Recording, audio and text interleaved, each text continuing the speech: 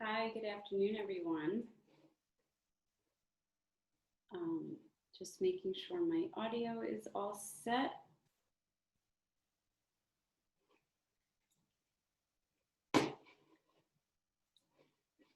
Okay. Thank you for joining us. My name is Carrie Fallhaber. I am a senior fellow with Jobs First NYC, and I'm so happy to welcome you today to part 2 of our Adapting to the Future of Work webinar series. This year's event forum series is called Transforming Systems to Advance Young Adults' Economic Mobility. This Adapting to the Future of Work event series is a signature Jobs First forum.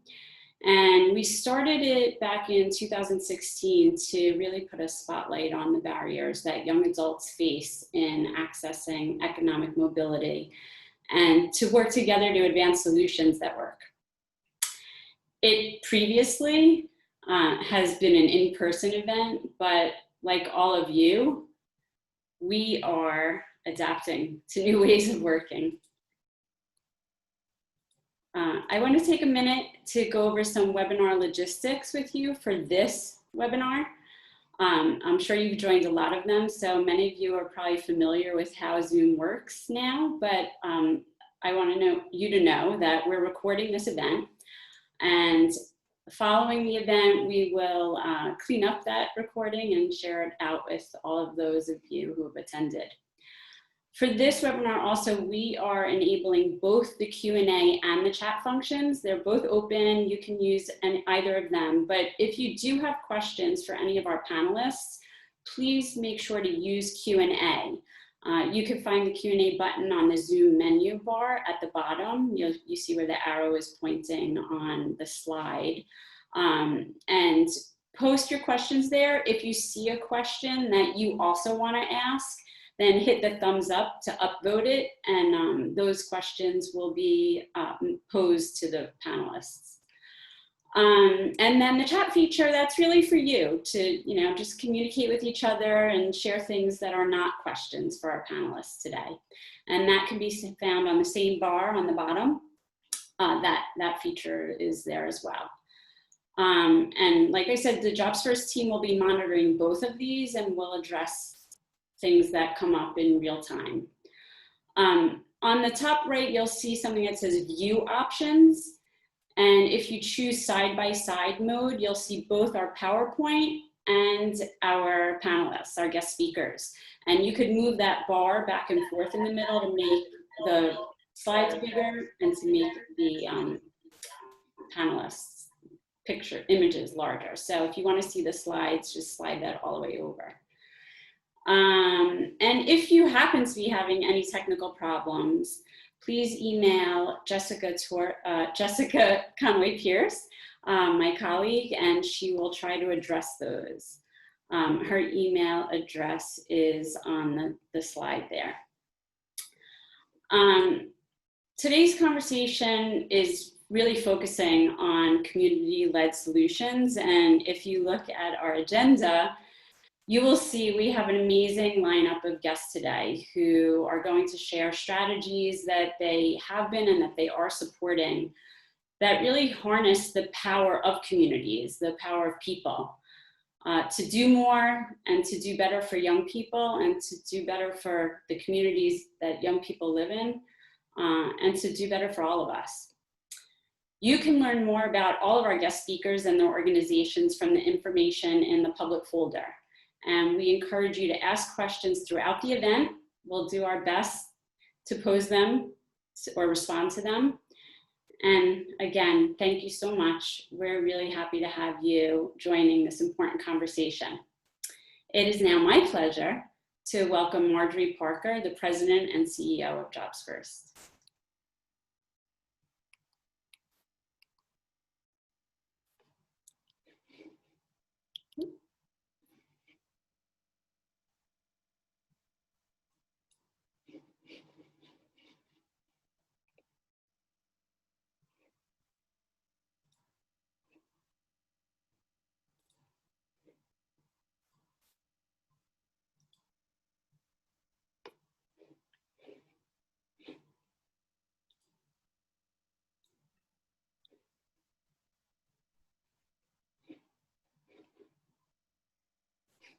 Marjorie, if you can go ahead and try to unmute yourself. We're having trouble unmuting you and starting your camera.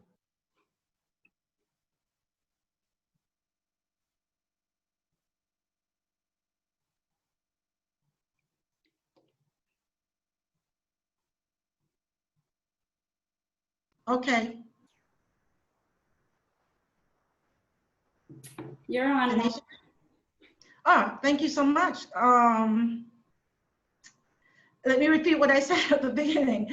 Thank you so much for joining us this afternoon for the second installment of Adapting to the Future of Work. And as you can see from the agenda, we have a great group of guest panelists who will be sharing their experiences with us today.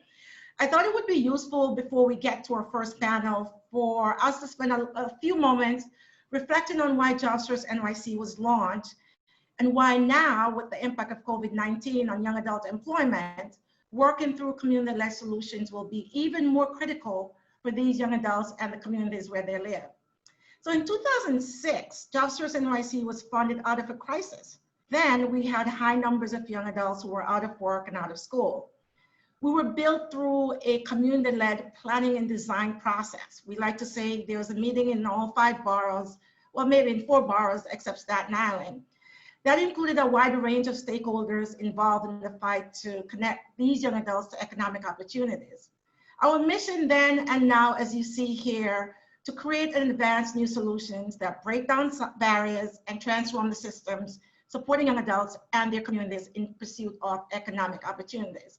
I want to bring your eye to these statistics right on the right side of your screen. In 2005, that was the year before we were launched, 19% of young adults 18 to 24 were out of work and out of school. In 2010, that number was 22%. If you remember, we had the Great Recession in 2008. In 2015, we began making inroads in those numbers. We're down to 136,000. I want you to jump forward to 2020. These are the COVID numbers. These numbers include 16 to 24-year-old because these young adults at this age group began showing up in our programs. The low estimate right now is 27%. The high estimate is 34%. But if that's not shocking by itself, I can pull an example out for you. For example, in the Bronx, prior to COVID-19, the average across that borough was about 19% of young people were out of work and out of school. We're looking at an astounding high of up to 41% right now. So clearly we have a lot of work ahead of us to do. Our vision remains the same here at JobsFirst NYC. It's a dynamic, inclusive New York City that advances economic mobility for all young adults and the communities in which they live. The process of our founding is embedded in our approach to finding solutions. So we do everything through partnership. We were built through a partnership collaboration. These are some of our partners that we work with. All right, they're education institutions, they're employers, they're high schools, they're intermediaries, they're employers. We utilize a 5-step process across all of our work. And that process, we call it the 5 I's. And across the 5 I's, we aim to do 3 things: identify challenges, incubate new solutions, and advance what works. Those 5 I's are investigate, imagine, incubate, implement, and integrate.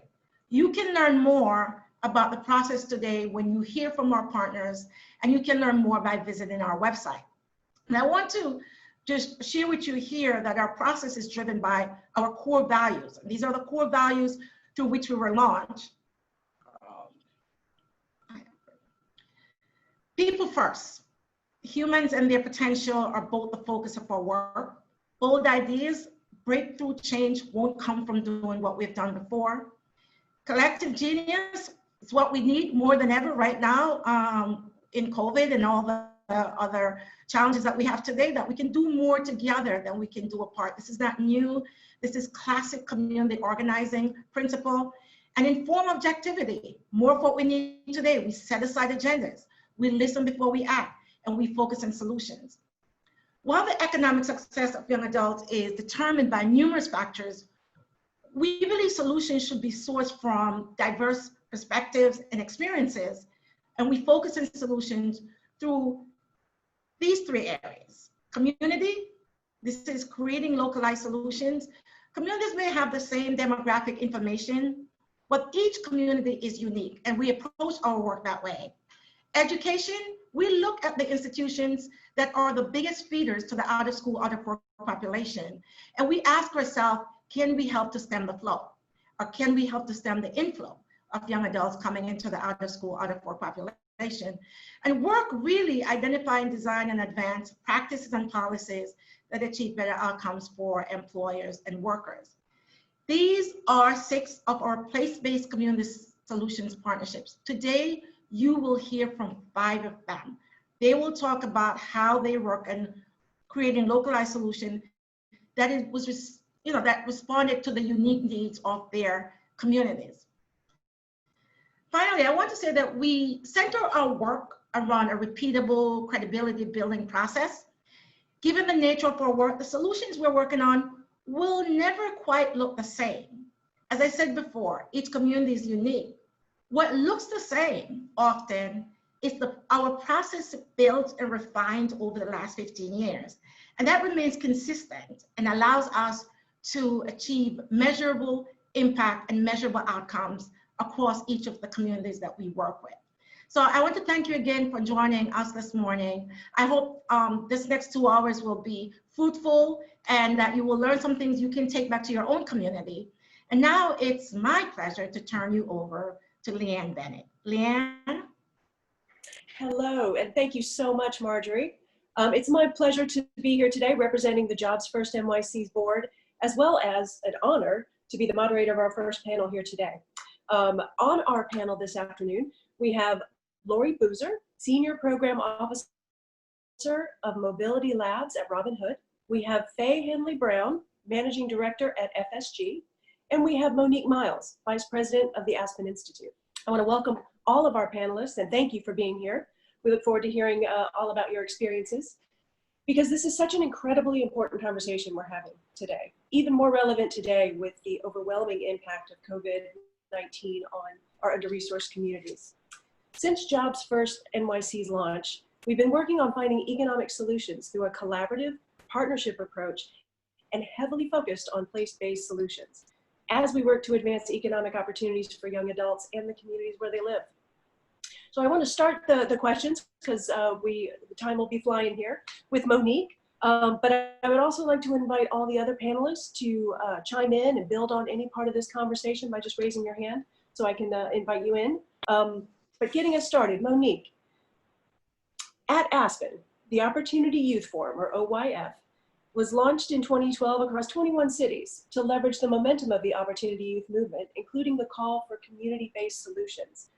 We'd love for you to tell us a little bit about OYF and what you've learned along the way about how this initiative impacts youth economic well-being and what's working, what's not working. Monique. Thank you for that question, Leanne. I want to actually kick it off by just formally thanking Marjorie, Carrie, Kevin, the entire team at Jobs First New York City for bringing together this important conversation today. Before I dive into your question, I just want to briefly just share with the audience our work at the Aspen Institute, mostly so that as I'm walking through my response, it will be contextualized in what it is that we aim to accomplish at the Forum for Community Solutions. So I'll just share quickly that our work started at the Aspen Institute approximately 8 years ago. We were born out of the White House Council for Community Solutions, and really what we aim to do, our overall mission, is to promote collaborative community-based efforts that at their core are building power and influence with people who have the least access to opportunity and the least access to power. So our communities are supported to come together to expand mobility, eliminate systemic barriers, and create solutions to their most pressing challenges. Our vision is that going into the future, communities can create their vibrant vibrant and lasting solutions to social and economic challenges that they face, and really are well positioned to lead in terms of community power building and creating a more just and equitable society. The last thing that I want to say is particular to our values. Our work is founded most importantly in the values of equity and justice. We believe that so many of the challenges communities face are born out of the historical policies that have created disparate opportunities, particularly as it relates to structural racism and oppression. And so for us to really be rooted in equity and justice and ensuring that the people most impacted by our issues are at the center of problem identification and solution design are at the core of our work. And I'll just say briefly also about our work is that we are a national funders collaborative. We partner with national, regional, and local philanthropy in order to invest in solutions and system change.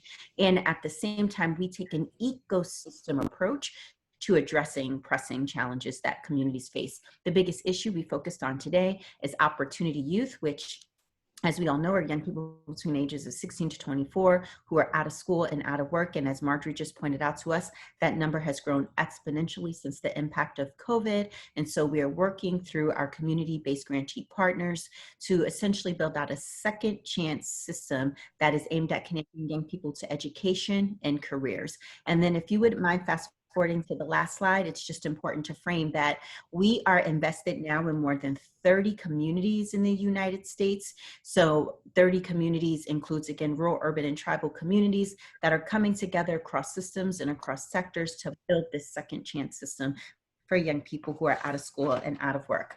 So your question was about economic well-being and what have we learned. So I think the most important piece to lift up in terms of response, my response is that we support communities to take an ecosystem approach to building out pathways for young people. What does that mean? That means that we are supporting young people in the communities that you see before you on this map to bring together the different systems that touch the lives of young people: secondary system, post-secondary system, justice system, foster care system, and really aligning on how they are designing programs so that young people can more seamlessly transition from secondary into post-secondary, from post-secondary into careers. And we are supporting these system partners to take that ecosystem lens to use data to design strategy, to use their strategy to inform a policy and advocacy agenda, and most critically, to center the voices of young people, families, and communities that really do have a vision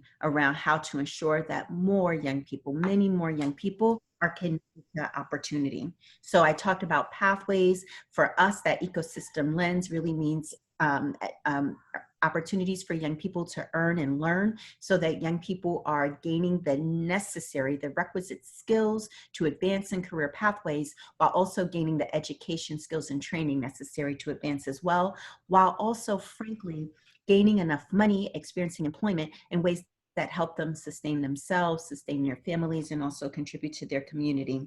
The second piece that I would say that's been part of our work is supporting a policy and advocacy agenda so that communities, and most importantly, system leaders, are able to advocate and tap into public dollars, public revenue streams, so that the work that they're doing, the solutions that they're promoted, are able to be scaled and sustained. And the last piece that I want to say, what we have seen work really well is communities that have collaborative infrastructure and capacity. They're also able to be responsive in real time to some of the most pressing challenges that they face.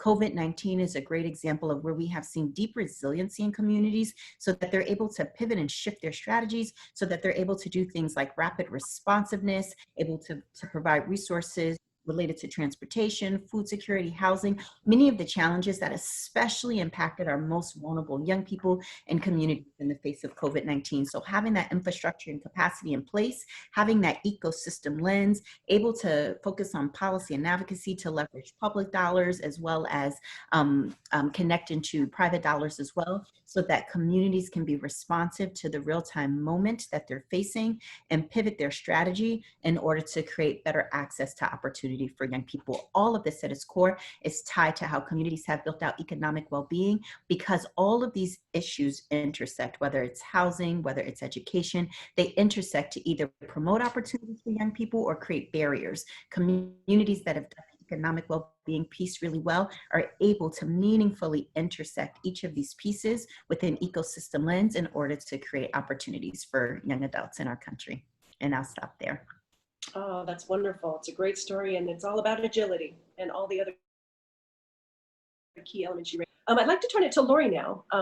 Mobility Learning and Action Bets, or Mobility Labs for short, is a pioneering 4-year initiative to spur the development of new solutions through a place-based community solutions approach. So tell us more about Mobility Labs, Lori, and why Robin Hood and its philanthropic partners have decided on this approach to economic mobility. Lori. Certainly. Thank you, Leanne, and thank you to Marjorie and Kerry for having me on this panel.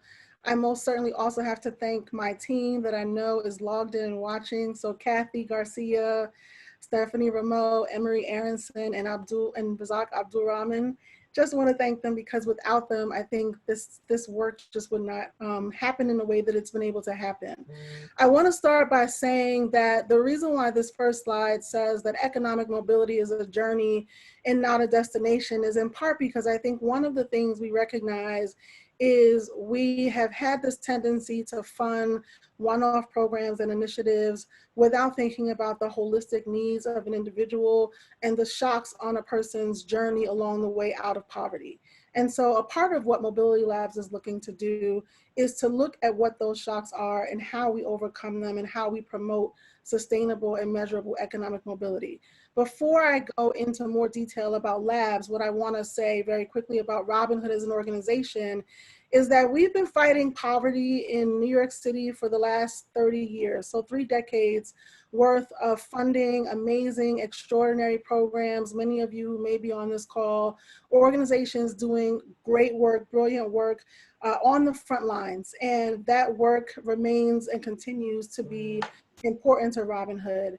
I think the one thing that we always hear our CEO talk about is, you know, the $3 billion or so that Robin Hood has given over the last 30 years really has had an impact, but that we don't see the type of change and the shift in poverty that we would like to see. We don't see individuals being able to move not just out of poverty, but stay out of poverty. So you can go to the next slide. And I think that when we thought about Mobility Labs and what this work was going to look like, it is just that. It's a lab, learning and action bets, because we knew that as a philanthropic body, we didn't necessarily have all the answers and we needed to learn and we needed to take some risks and be innovative in our approach. And so what we set out to do was give a series of grants, both planning grants and implementation grants over the course of 4 years to really partner with local communities and help identify sort of what the needs were and what the solutions could be. I think the thing that we have had the tendency to do is, you know, fund organizations and not necessarily, to what Monique said earlier, empower communities to really be a part of the decision-making process. So we launched officially at no city limits in 2019, you know, with a full discussion around economic mobility and the recognition by Robin Hood and by West that as an organization, we needed to think differently about how we were approaching this work. Our former managing director, Nisha Patel, had done some work with the U.S. Partnership on Mobility. And, you know, there were sort of these 3 variables around mobility that we thought it would be important to explore. So we know that economic mobility is important. We also wanted to look at power and autonomy and belonging and inclusion, and to really get a sense from the community as we work in partnership and in tandem, how exactly do these variables fit together. You could skip to the triangle slides. And so this work is currently taking place across 9 communities in the country. It's the first national initiative for Robin Hood. So we have 3 communities here in New York City, 3 communities in California, and 1 community each in Baltimore, Chicago, and Northeast Pennsylvania. And so what you're looking at here, I think, is just sort of a graphic representation of why we've decided it's important to rethink how we do this work. Traditionally, we've worked in a space where everything has been done to community and for the community without any real agency. And I think if you go to the next slide, what we recognize is that the most stable way to engage with community is to allow community to really drive the work from the ground up. And so how do we partner with community? How do we have proximity? How do we look at history? How do we look at all the variables and really think deliberately and strategically from the bottom up with what the solutions need to be in order to create measurable and sustainable movement out of poverty? And so the last thing I'll say very quickly is that, obviously our focus is on ages, families with children 18 and under, and then also young adults ages 14 to 24, but that essentially the acknowledgement that community voice, in addition to what Robin Hood is strongly known for, which is that very metrics driven approach to grant making, that we need to hear more from people on the ground. And at the No City Limits conference in 2019, I think one of the standout moments was a presentation from Raj Chetty, which is one of our technical assistance partners, where he talked about a street in Brownsville where on one side of the street there was a different economic outcome than the other side of the street. And I actually got a chance to take this team to that street to be able to see the difference. And on one side, what you saw was a NYCHA public housing development. And on the other side, what you saw was a set of Nehemiah houses that had been built and constructed. And so looking at things like that and having those conversations with community, I think is at the crux and core of what we're looking to do with Mobility Labs to change outcomes. Wow, powerful work. And those graphics just really spoke to me around how shifting from what doing to and for a community, and rather than the new shift to bringing them in and inviting them to participate in the solutions. I love it. So just a quick note to everybody to remind you, if you have questions, put them in the chat, we'll get to them. But before that, I want to go to Faye. Faye, FSG's collective impact approach is now well known for organizing communities to address large-scale social, economic, and environmental problems and affecting systems change. Can you tell us a little bit about why finding solutions through a place-based collective impact approach, bringing people together in an unstructured way, is more effective? And if I can tack on, from FSG's intermediary perspective, how does this collaborative approach contribute to systems change? Thanks so much, Leanne. It's such a pleasure to be here, and I just want to thank Marjorie and Carrie and the team as well for having me on. And just to say, I am a huge fan of Lori and Monique and the amazing work of your organization. So it's just a pleasure to be on this panel. I have been working deeply in FSG's collective impact work over the last decade or so. And that, of course, includes our partner team at Aspen on the Collective Impact Forum, which I certainly encourage folks to check out. It's an amazing global community around collective impact and also has a lot of free resources that people can access. And I also at FSG work very deeply in our economic mobility work, which is really focused on increasing economic mobility specifically for people that work in frontline jobs, and in particular for women and people of color who are disproportionately represented in those jobs. And the way that we do that at FSG is really to work with employers to shift employer mindsets and to shift employer practices and culture towards that end.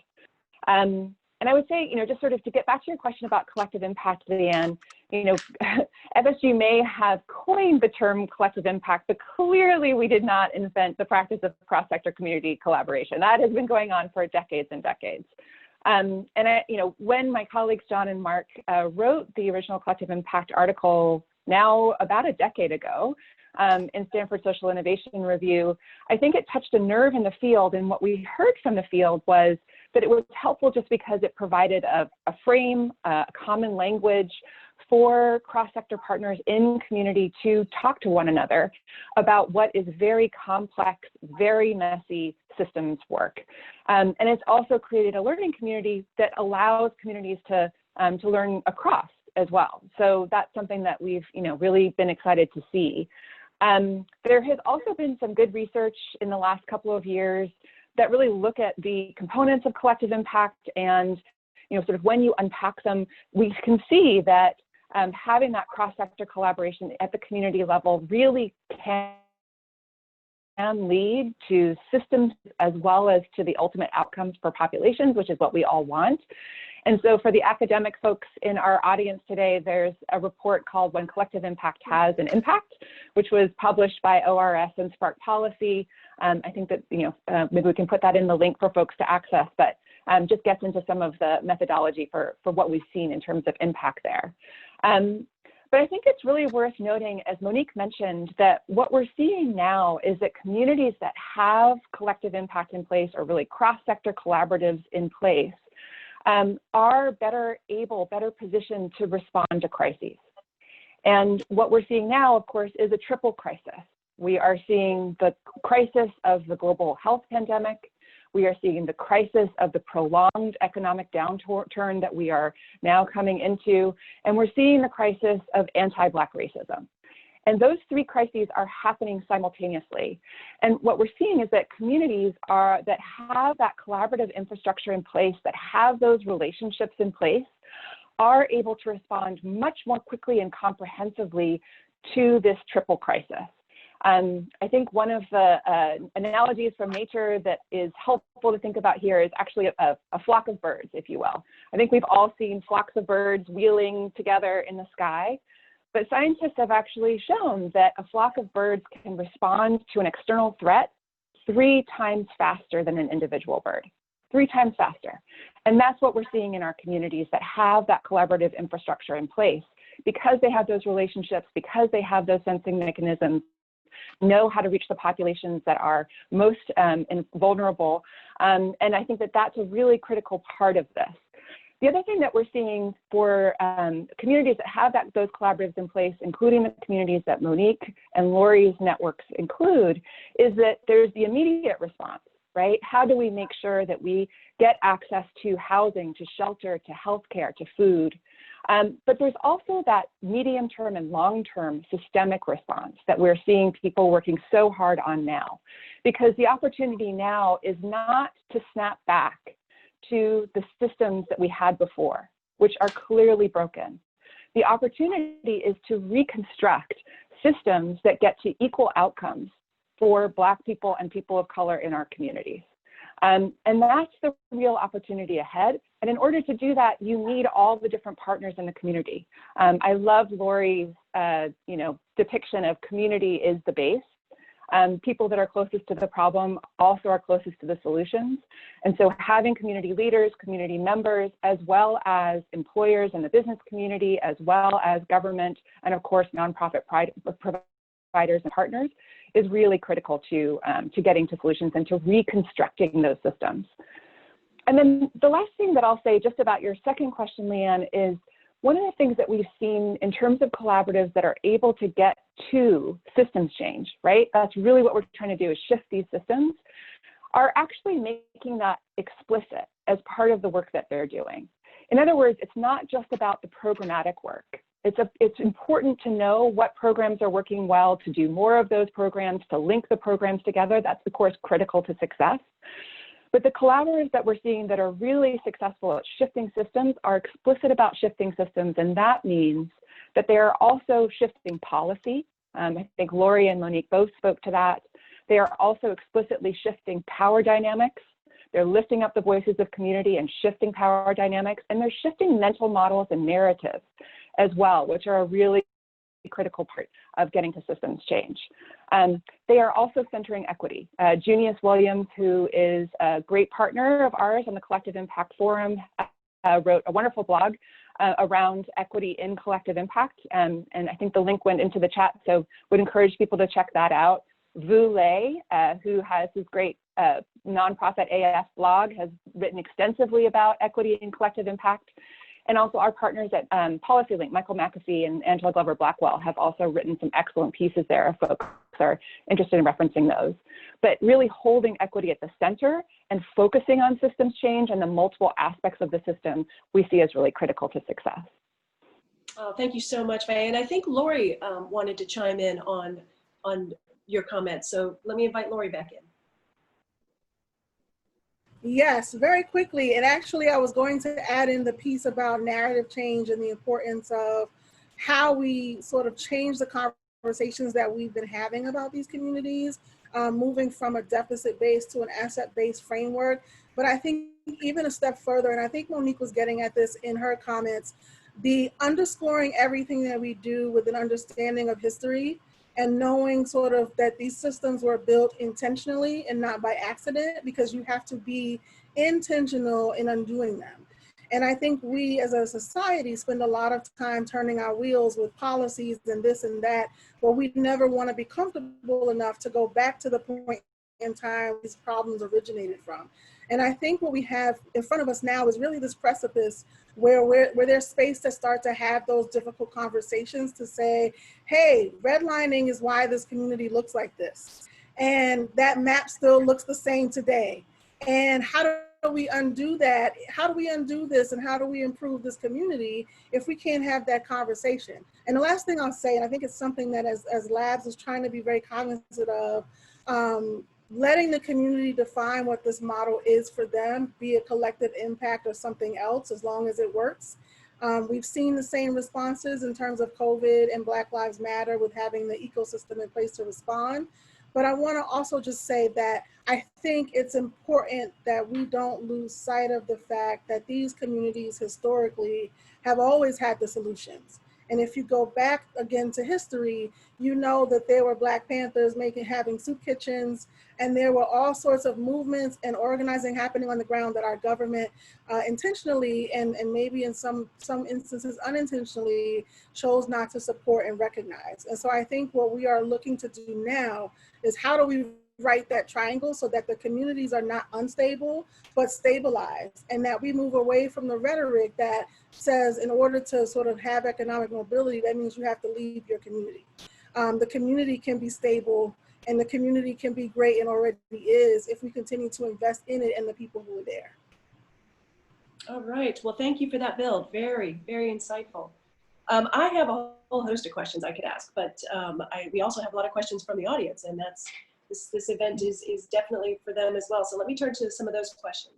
One question that came in from the registration: how do these community-driven collaborations address the intersectionality of poverty? We often address these issues in silos from one another: health, education, transportation, etc. But to a family, they're all connected. So how are we addressing it, and what roles can intermediaries play? And it's open to anybody. I'm happy to dive in because Thanks, Monique. I talked specifically about intersectionality in my answer earlier, and that's what is so valuable about a cross-system, cross-sector collaborative approach, is that, of course, rather than deciding that the problem is in education or the problem is in housing or the problem is with employers, communities are now, well, and to Lori's point and Faye's point, have always been coming together, but now with shared language, shared understanding, and shared measurement around how are all of these different systems intersecting in ways that are creating barriers to opportunity for the most vulnerable people in place. How has that always happened historically? How do we address these historical challenges? And how do we design solutions that intersect across all of these issues? So across our network, what we see are communities being able to bring the education system together with the post-secondary system, together with employers, able to use data on labor market research to figure out, okay,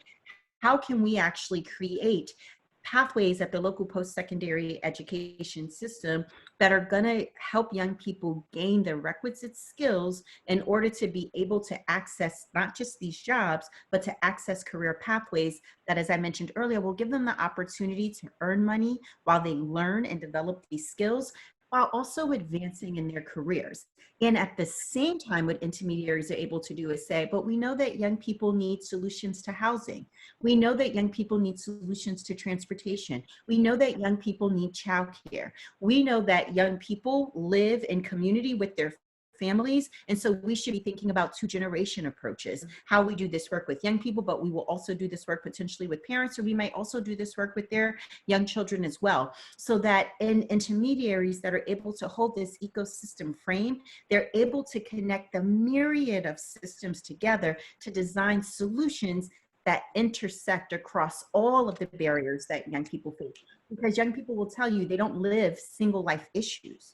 And in order to meaningfully show up for opportunities that come their way, they need to be supported by a range of approaches that come together across these different issues and intersect for solutions. So once again, as I'm mentioning, communities and intermediaries themselves are able to design multiple pathways, again, connecting secondary and post-secondary into careers, but they're also thinking about stabilization supports. They're also pivoting in real time to respond to COVID, for example. And this is very important because this is also tied to the comments that we heard earlier. They're also supporting the civic engagement, civic participation, and civic leadership of young people. Saying, yes, it's true. I'm now, going back to school, getting a post-secondary degree. I am making inroads into this career pathway. And I also care deeply about who's going to be elected into the role of DA in my community, because I recognize that ties to how me and my peers are intersecting with the justice system. So also activating and continuing to engage young people civically so that they can really lead on the vision they hold for themselves, for their families, and for their communities.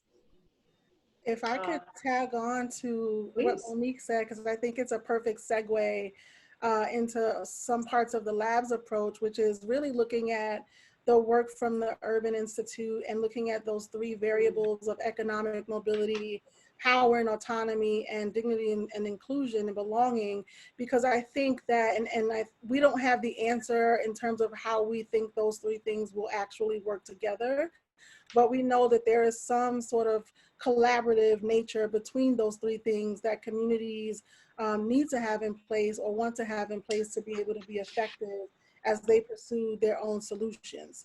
I think the other thing that I would say is that we at Mobility Labs we've had the opportunity to speak very closely with community, and we've had the opportunity to include them in the development of our theory of change. And so we've been very deliberate with how we collaborate with learning and evaluation, and how do you capture those three variables? How do you measure the impact that those variables have on a person's journey from poverty to economic mobility? And lastly, I'll say that I have within Labs, we have a little approach that we use called the 3 S's, which is systems, self, and services. And it looks at sort of the fact that as we're funding direct services, we're funding systems change, but we're also looking at those 3 circles as representative of the self.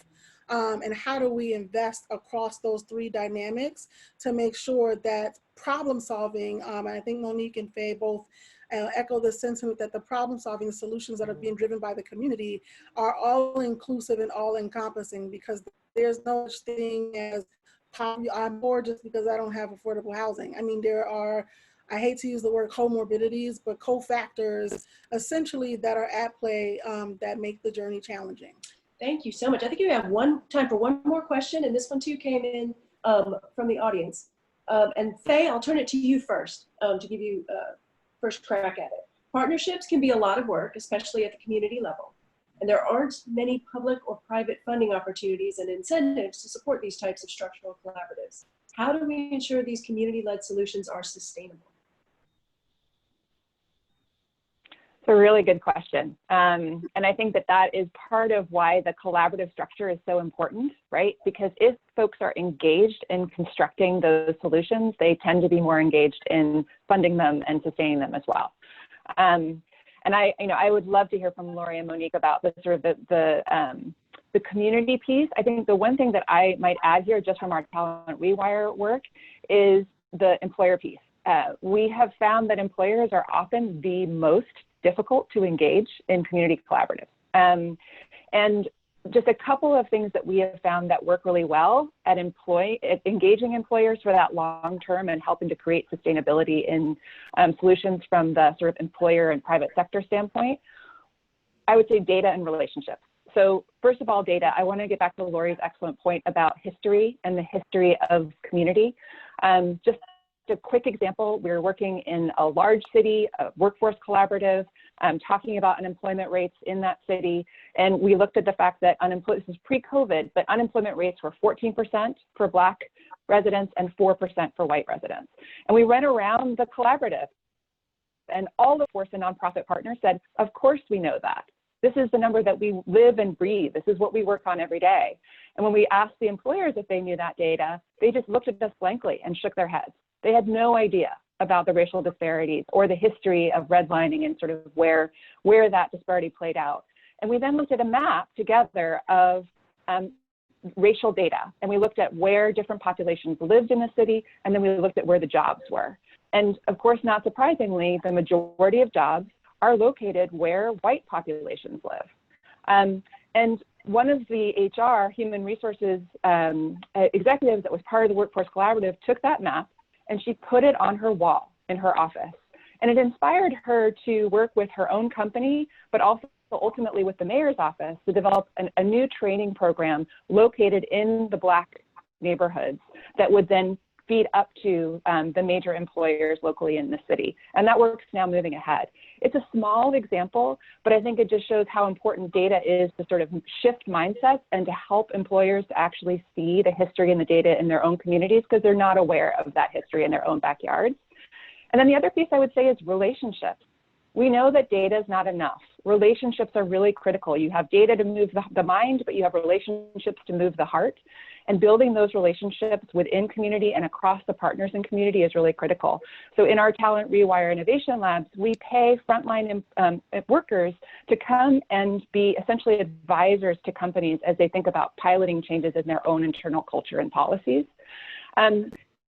They often have not experienced those relationships before. These are often young people that have come through, participants in community-based organizations, graduates from some of these programs. They're incredibly impressive. And so when employers interact with these young people, they then want to go back and create partnerships with those CBOs and community organizations. And often they're not even aware that these CBOs exist and that these partnerships are possible.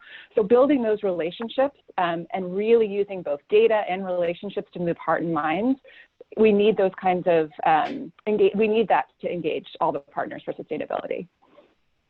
I love that. Move the heart and move the mind. I would like to thank our esteemed panelists, Lori Boozer, Faye Henley-Brown, Monique Miles. Incredible insights. I'm inspired. We really hope that this inspired all of you in the audience to think bigger, do more, and be bold.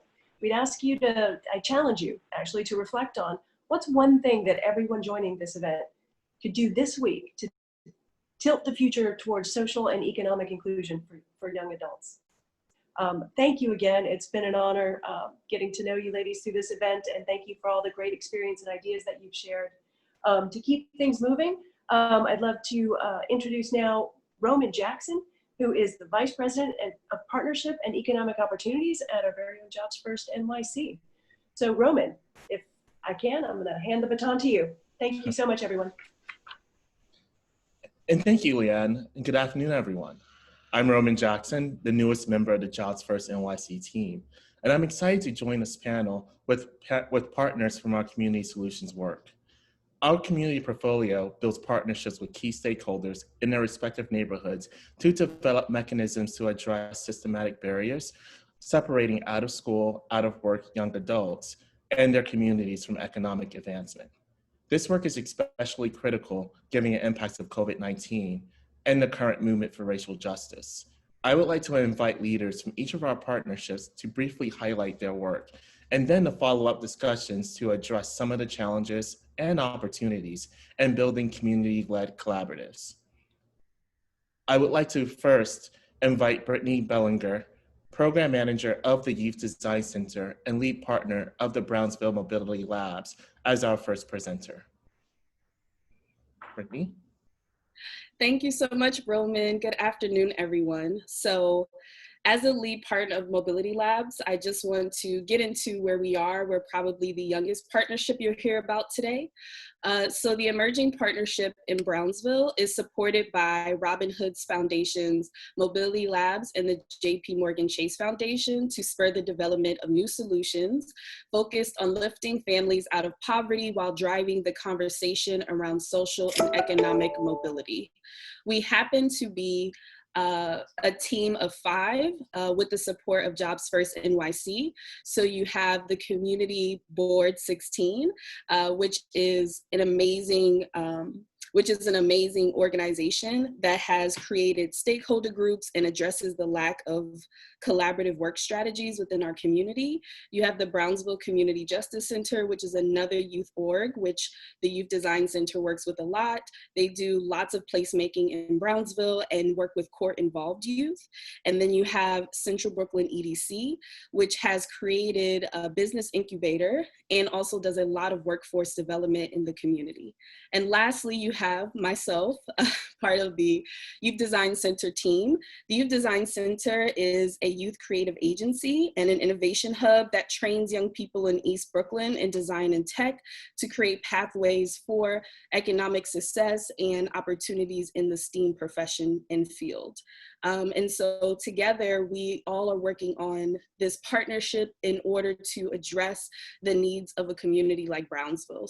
So for anyone who hasn't been in a community like Brownsville, the last 10 years, we have engaged in multiple plans that have been developed by people outside of our community, and none of them have been fully implemented the way they were supposed to be or addressed, which has left our community very disheartened by it.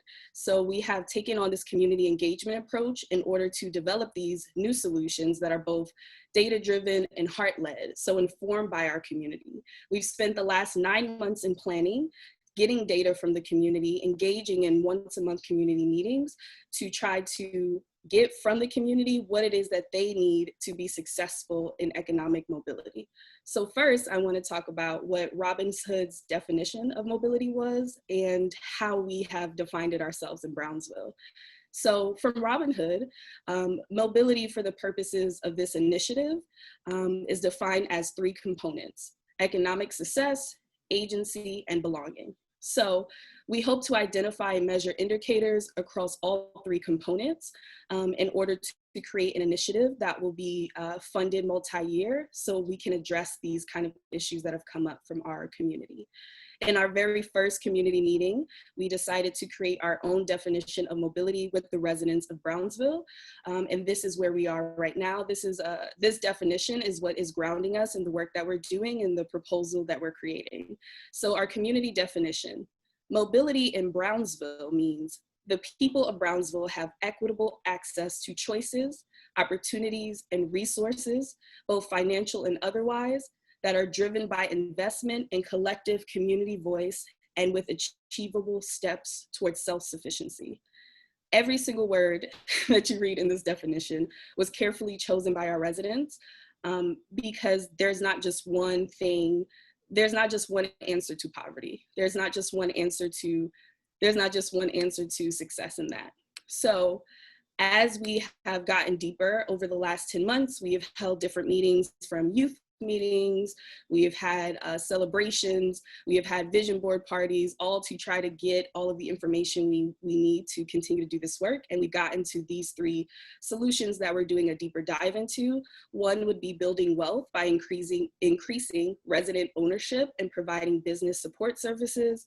2 would be increasing economic self-sufficiency by generating revenue as a community. And 3 would be increasing resident access to education, training, jobs, and financial resources. Thank you.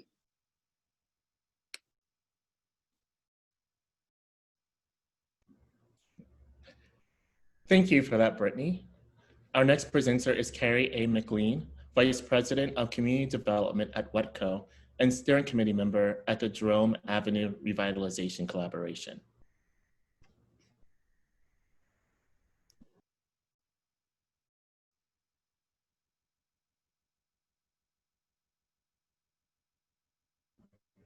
Oh, Carrie, you're on mute.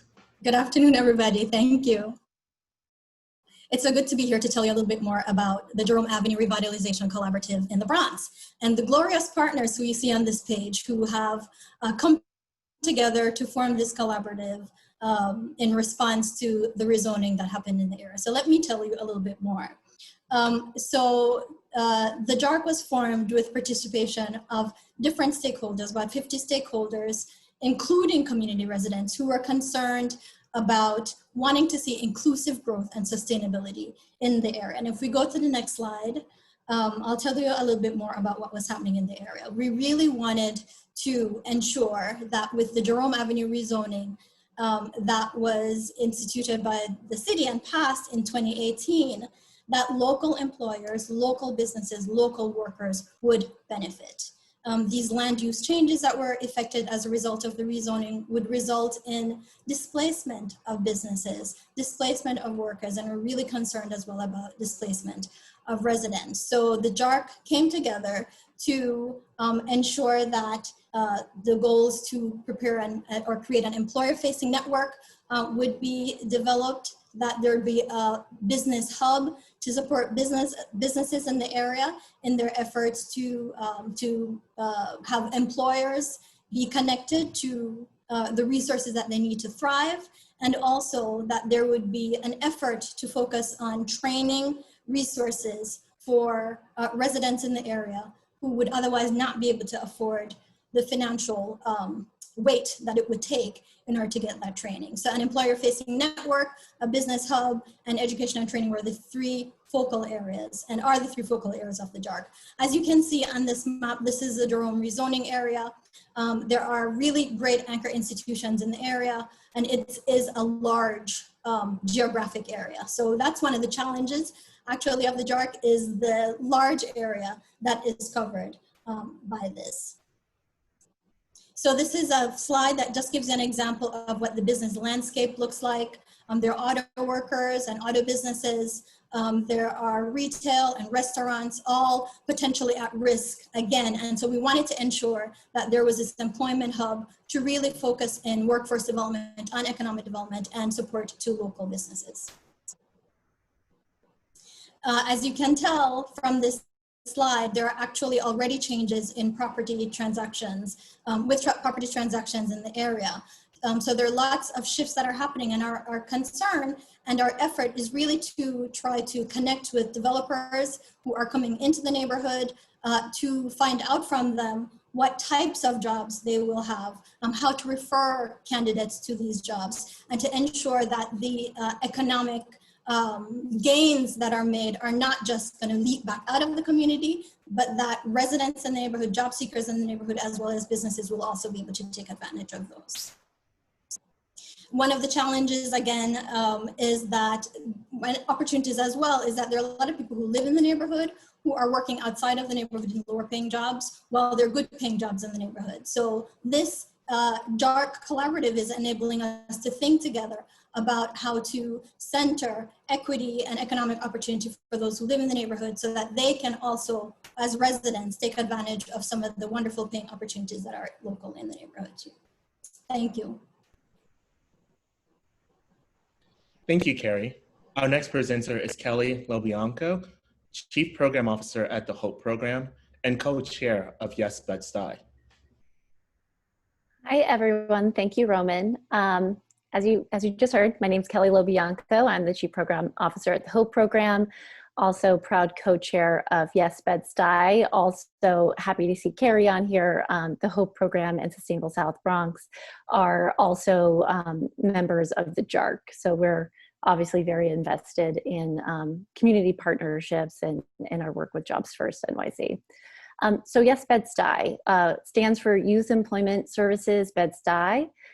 We're comprised of a dozen community-based organizations, education, workforce, social service providers, other community members who either are located in Bed-Stuy or are serving the youth of Bed-Stuy. And our partnership's mission, as you can see here, is to empower and pursue equity for all young adults in Bed-Stuy for long-term success in the workforce. We sort of developed this mission collaboratively with Youth Voice as well. And the HOPE program has been a member of Yes Bed-Stuy since its inception. I actually went to a Yes Bed-Stuy design meeting, the very second one, on my first day on the job in 2017. And so we're very committed and heard the call to action really loud and clear. And the call to action for this partnership is sort of displayed in this data that you can see on the previous slide, actually. It's a complex issue embodied in a very simple statistic. So with 2015 data, and we have a little bit better data now, but this is the data we had in 2017 and 2018, Bed-Stuy ranked second in the city for the highest out-of-school, out-of-work rate for young adults, 29%, or nearly 5,000 adults. And when Councilmember Cornegie, who represents the district, heard this statistic, he called Jobs First, wanted to get off this list. And that is really where the partnership was catalyzed and why all of us started to come together. And so speaking from my own organization's perspective, we were eager, and I think this represents a lot of our community that's come together, we were eager to be part of a place-based strategy that leveraged the critical mass of partners and resources to meet a great local need and hopefully upend systems of inequity that have persisted for all time and are overdue for upending. And so we were looking at the progress and the success of partnerships you're going to hear from in a second, Lesson and Youth Wins, who were really moving the needle, enhancing individual organizations' efforts and achieving this long community impact. And so it's been 3 years of coming together, and I don't have time to go into sort of the full process, but we met monthly, we engaged young adults actively in our development and design, and came up with a service delivery model and goals and a unique value proposition that we're really excited to deploy and sort of are in position to formally launch this summer, although with some caveats because of our current crisis that you've heard a lot about on this call already. But quickly, some elements of our partnership. Number one, youth voice centered in our partnership design and services. That is key for us. Also a centralized, credible hub and community space for young adults to gain membership. This really came out in our conversations with youth. A dedicated staff to support assessment and customized plans for young adults to meet them where they are. That was really important. So not just referrals to training programs and education programs that we know our partnership does really well, but also lifting up youth voices through a youth leadership committee, developing professional development opportunities and things like that. So making sure that there's a variety of ways for folks to engage in this Yes Bed-Stuy community. And also an ability to celebrate wins towards financial stability and economic mobility. So the long-term engagement and community building. And lastly, thinking about the investments that are happening in Bed-Stuy, coming together as a collective to make sure that our pool of job opportunities that we're supporting young adults and connecting to encompass all sectors, and also the local investments in the neighborhood, and making sure that we're connecting folks for local hire. So, like I said, this is the model that we've sort of established with a goal of really reducing that 29%.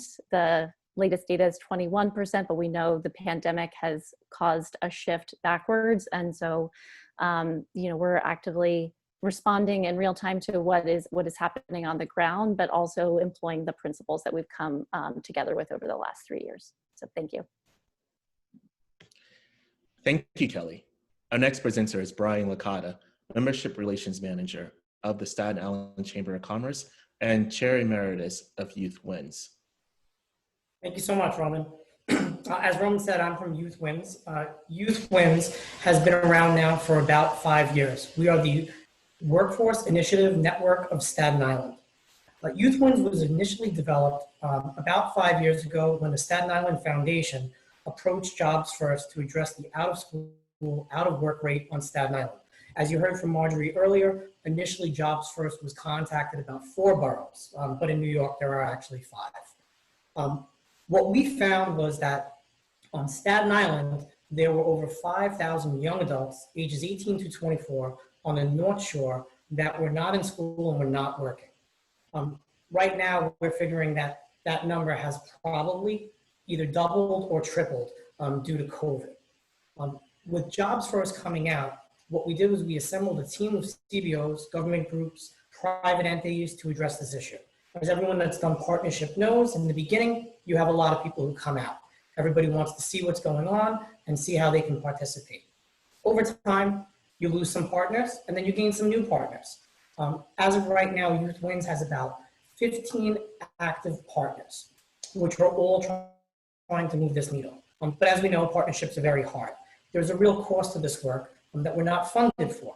Organizations rely on the funding from their contracts, from city, state, federal, or even private groups. And these groups really have pitted us against each other, where our outcomes are based on how well we do with our recruitment, over another agency.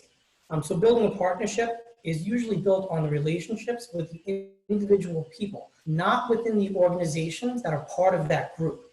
When a person leaves that organization, what we find is that the partnership also loses some of their cohesive. There's a person who's invested years into the partnership, and now we have to rebuild that relationship with the agency.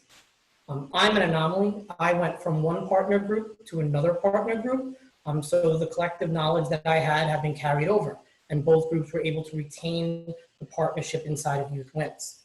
What we decided to do inside of Youth Wins was we decided to set up a holistic approach. Early on, we realized that there was no way for us to address everything. So we decided to have wraparound services and support be the key.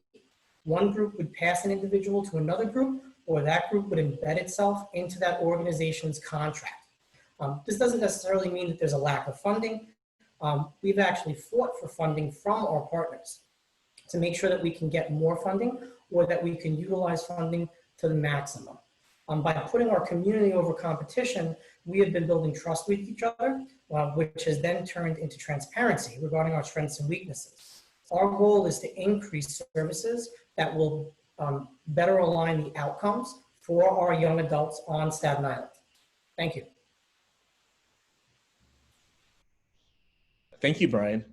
And our last presenter is Gaspar Caro, Partnerships Director of the Lower East Side Employment Network.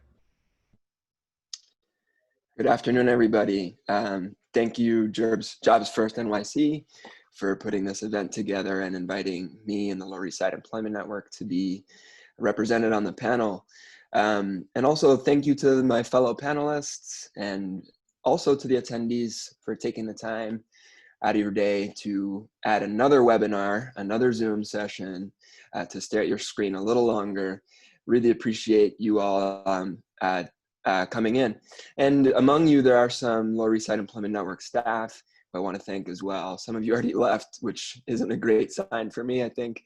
But I still want to recognize Lisa Tamanelli, Matt Pfeiffer, and Carmen Lin. We lost Vicky Wong from the video, not from the actual presentation. So thank you to all of you.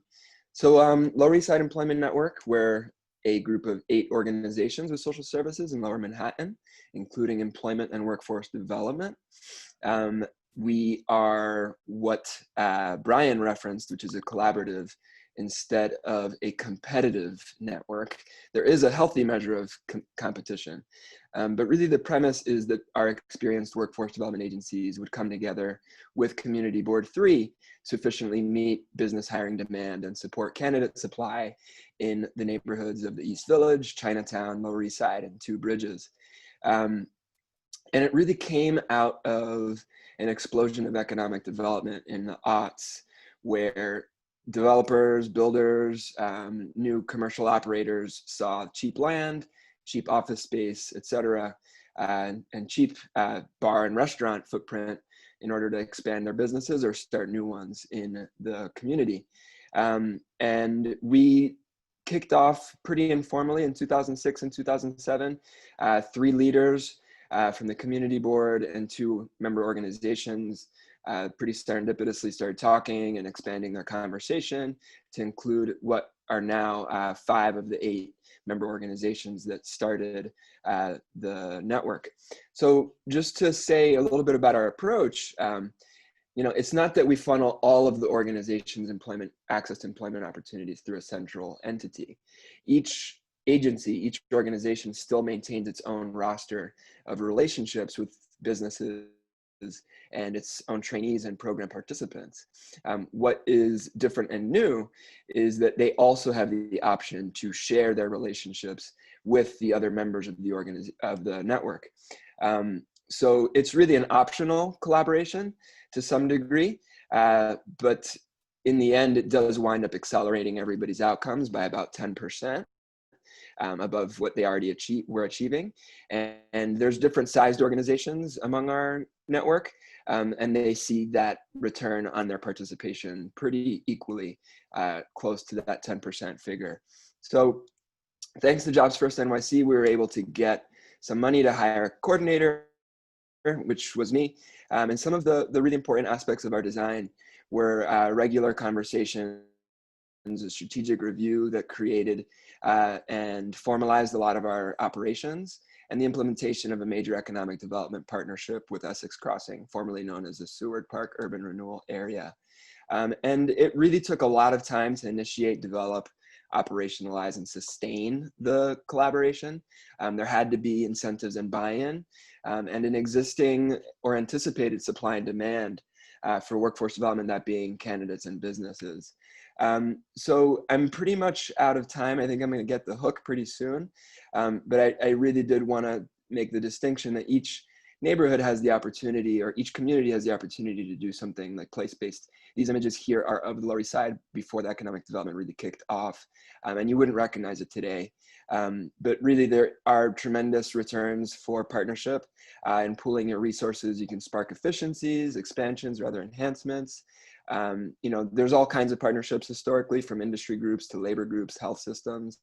And ultimately it winds up in making each element and each piece better. And I want to thank Lori and Monique for their comments about equity and intersectionality. I think that now more than ever, that is important during these COVID times. There really is a need for large scale intervention and innovation, which in this sense might be childcare, healthcare, housing, and a few other, food access, et cetera. And those are really where the innovations come in. So my hope is that the call to action for attendees will be to vote, complete your census, and encourage other people to do the same. Thank you. Thank you all for the wonderful presentations. Now I would like to invite you all back for the panel discussion. I definitely have a few questions for all of you, and I'll get started with my first question. However, we're also taking questions from the audience via a Q&A session. So please, if you have any questions, please write them in the Q&A tab. So my first question is, why is community-driven partnership so important?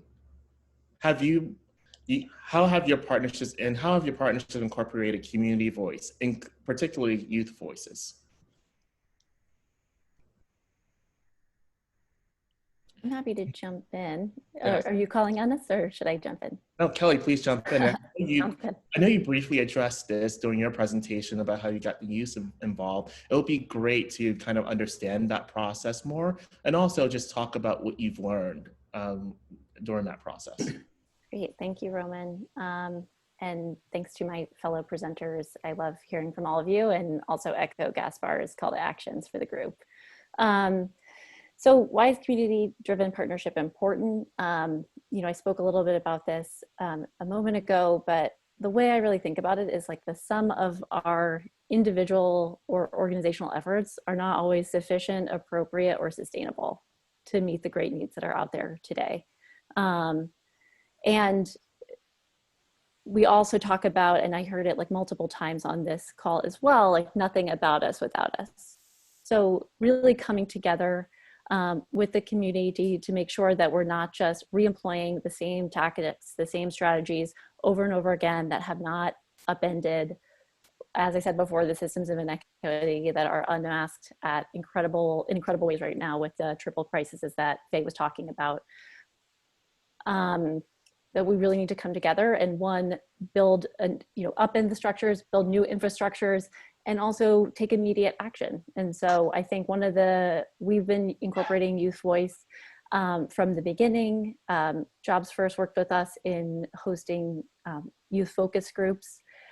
We have a youth leadership committee as part of our organization and partnership who meet regularly and give us feedback. We invite young adults to come to our monthly steering committee meetings and reflect with us as we build our partnership from the ground up. And those voices have been critical in steering us away from, like I said, those standard tactics and strategies that haven't shaped the community in ways that the young adults are looking for. And then I would also just say, lastly, that I feel like I want to reiterate Gaspar's point, right? The major changes that have happened have come when community has come together. And we are looking at needs for massive systems change. And I think it can only happen if we continue to come together like this. So thank you. May I also jump on that, Roman? Yeah, okay. So specifically for the community that I work in, which is Brownsville, Brooklyn, it is a community that I'm also from, that I have the privilege to work and be from the community. And like I mentioned briefly in my presentation, over the years, over the last decade, but even going further back, there have been many plans created by other people outside of the community, and none of them have addressed the needs of the community.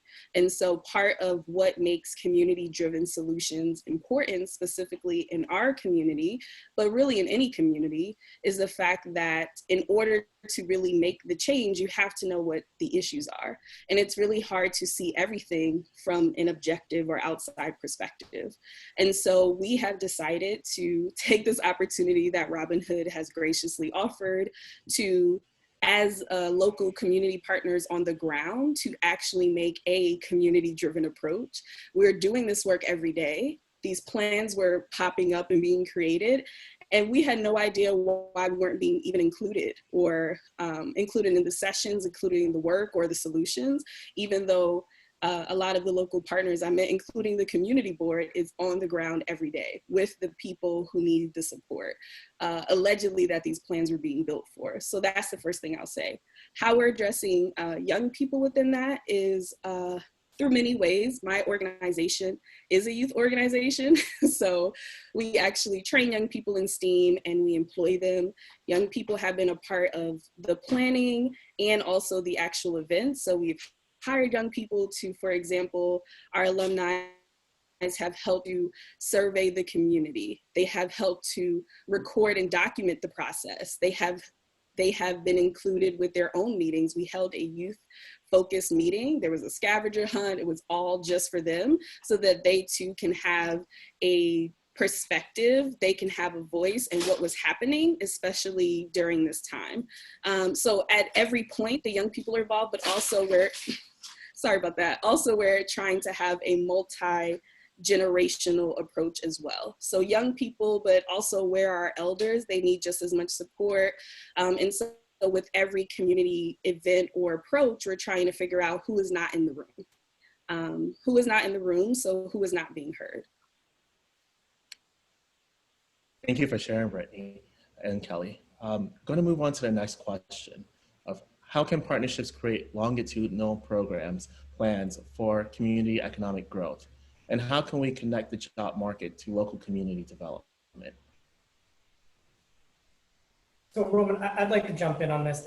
And I think one of the things is that we need hard data. We need to know what is coming down the pipeline. It's one thing to develop programs, but when we put young adults through job training programs and those jobs don't exist, we're doing a disservice to them. We really need to be boots on the ground to know what's going on in our communities, what's going to happen over the next 3 years, 5 years, and we need that youth voice piece that Brittany and Kelly were speaking about. You can't design a program for someone when they don't want to participate. You can't tell somebody what job they should have. You need to take that into that when you're designing the training programs and you're trying to find that right focus. So I really think that one of the hardest things over the last 5 years has been finding relevant data, because everything in New York City and New York State is so fragmented that we're only finding pieces of it. And if I can add to that, I totally agree with the comment about data. Also, I think for any program for economic growth to be successful, it has to be cross-sectoral. And that's one of the beauties of the JARC, is that it includes businesses, it includes universities, a community college is a part of the JARC steering committee. It includes the Chamber of Commerce, it includes economic development and social service agencies, it includes workforce providers, it includes a bank that has been a part of this process. It really has to be something that's also institutionalized and aligned with the mission of the organizations that are participating so that it can get embedded within the partnership itself and also within the organizations that are coming together to have this happen. So I think a multi-sectoral approach, just to leverage the intersections across those different partners is really crucial. Of course, it's necessary for our legislators and for our agencies. We're so excited that we have community boards 4 and 5 as a part of this process. in the Bronx, that they're advocating for the community with developers when they come before them, with different opportunities for investment that may come, that they're also thinking about the inextricable link between economic development and workforce development. You can't have one without the other.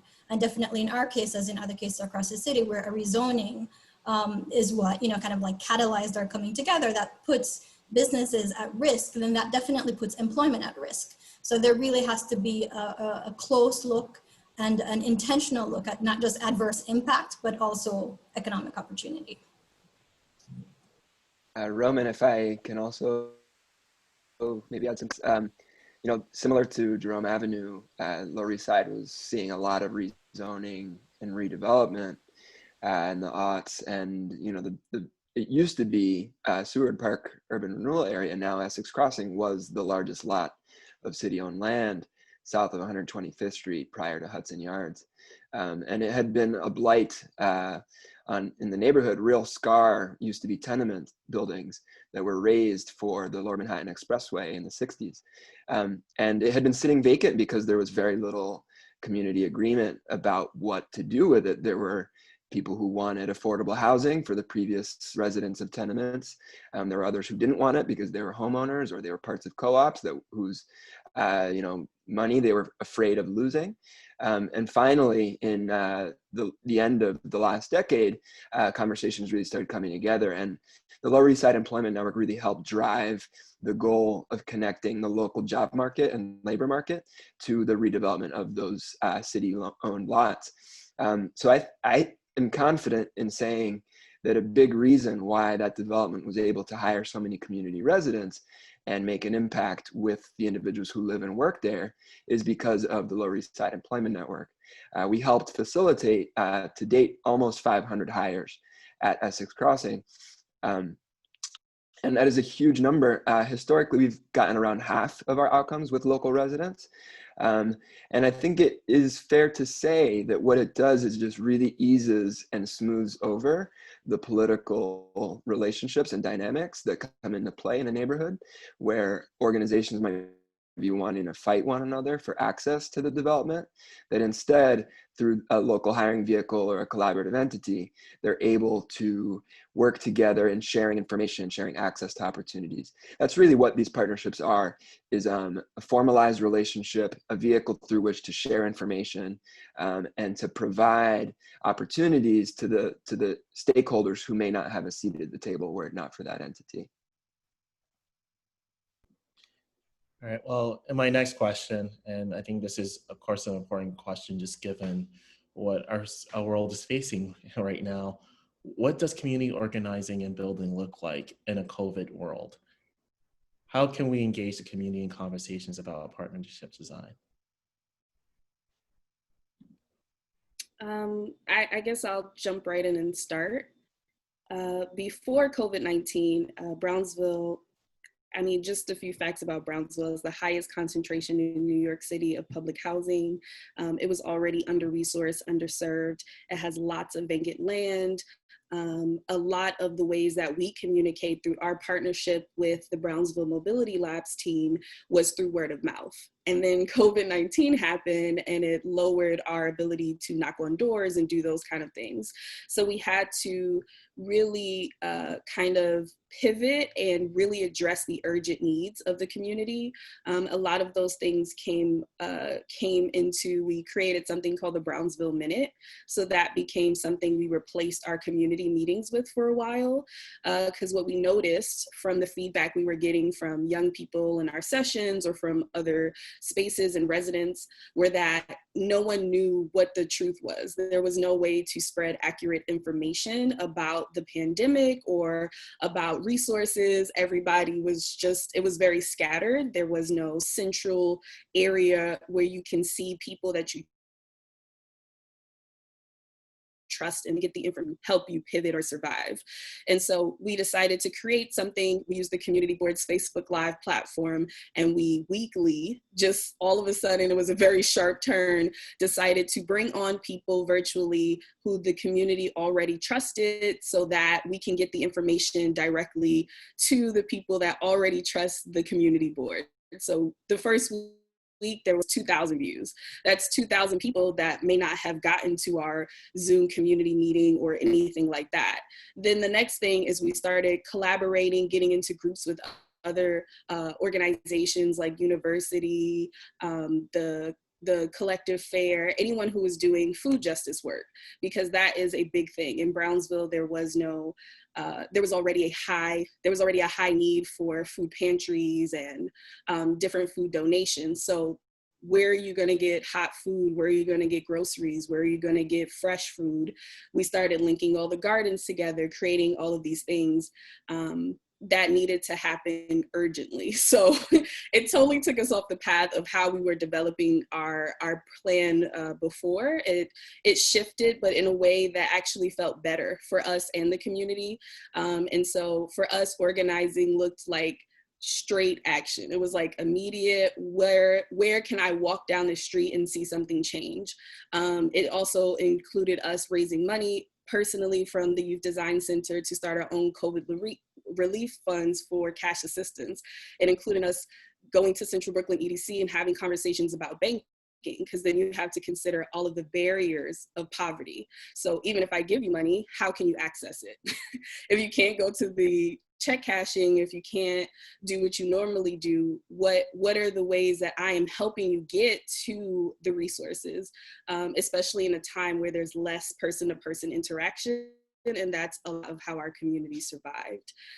So that is basically what we have been doing. A lot of the community has been, really, really changed what our mission has been. They're like, right now, what we need, especially with the high levels of unemployment across the city, we need to know what happens to our jobs. There was already a limited access to jobs. And so that has become a really high point in our plan, which it was, but it wasn't as high as it is now. So it's kind of COVID illuminated the issues that were already happening, and it created new opportunities for digital, virtual, in-person community organizing that previously weren't really happening, or not in that way. Thank you, Brittany. We're under the 10-minute mark. I'm going to ask a few questions from the registrants, but I just ask that we try to keep our answers brief. Just an alternative question, in a perfect world, how can government and policy support place-based collaboratives? And also, adding on to that, specifically here in New York, how can CUNY also support place-based collaboratives? I'll be the one to say it. Workforce development. It is just something that we do not see here. And in fact, if we go backwards all the way to the 60s and 70s, half of the issues that we have is because New York has not correctly invested in our programs. Workforce development was drastically cut from this year's budget. Really, what we're looking at is, trying to run programs on shoestring budgets. Not only do we need federal infusion of money, we need state and we need city. Philanthropic would be fantastic, but we need something that's going to be here for a very long period of time. And without that money, it is really hard to run these programs and get livable wage jobs, not minimum wage jobs. And that has to be one of the biggest pushes that we have. Yeah, thank you, Brian. I would also add that a lot of the stakeholders, it's not just community organizations that are coming to these partnerships, but it is government, it is CUNY. And I think we're all coming together because the place-based issue that catalyzed our partnership are intersectional, as Lori and Monique were talking about earlier.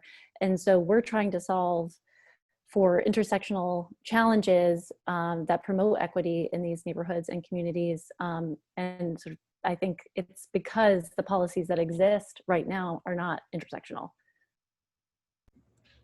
All right. Another question from the audience.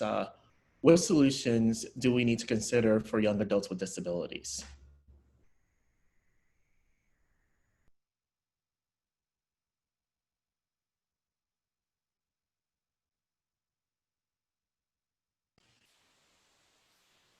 I think they're intertwined in all of the work that we're doing. When we're looking at out of school, out of work, young adults and adults, We're looking at the entire spectrum of our populations. So I don't really think that they're on the sidelines. Most of the groups that are here today, we all work with the local TCAC offices. I saw a few of them on here doing shout outs earlier. We work with the DOE, District 79, District 75. We work with a lot of OPWDD. So I feel that that work is being done. Could it be done better? Of course, everything can always be done better. But I don't want there to be that illusion that youth with disability are not included in our work. And I would just say to some points that were made earlier, it's about identifying who's not in the room and making sure their voices are elevated.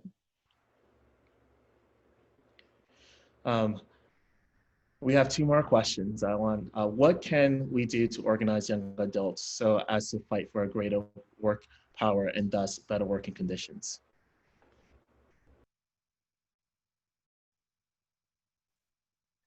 I think that young people are probably already doing a lot of this, and whoever asked that question, and myself included, don't know how they're doing it, because although I have a TikTok account, I have yet to post on it. But I have a sense that there's a lot of really rich and powerful activity in the background in a digital environment among young people. So I'm not sure that it's up to us, is I guess what I'm saying. It's probably more than anything, making sure that the young people have the basics and the foundations they need to be safe, well, and okay. And that might include broadband and a cell phone so that they can use TikTok and organize their communities and buy 1 million tickets to Trump's next rally, which hopefully only draws 3,000 attendees. I would add that, many of our communities have like after school programs, teen programs, and just other ways in which young people are engaging. And so insofar as those programs can be really infused with context, with like history of the neighborhood. So young people are understanding the place where they live, from an historical context, including how inequity shows up in the community, and that it's not their fault, that there are systems, that there are, barriers, that there are things that precede them. That, they, yes, with the tools that they have at their disposal, including TikTok, can be fighting for, can be channeling their energies toward fighting and advocating for their communities. So I think just infusing and embedding context and historical context for more often than not, the Black and Brown communities that we work in is really crucial for young people to get a hold of and feel mobilized around. All right, I have one more question for the panelists. What is the best first step for audience members to consider when advancing community solutions?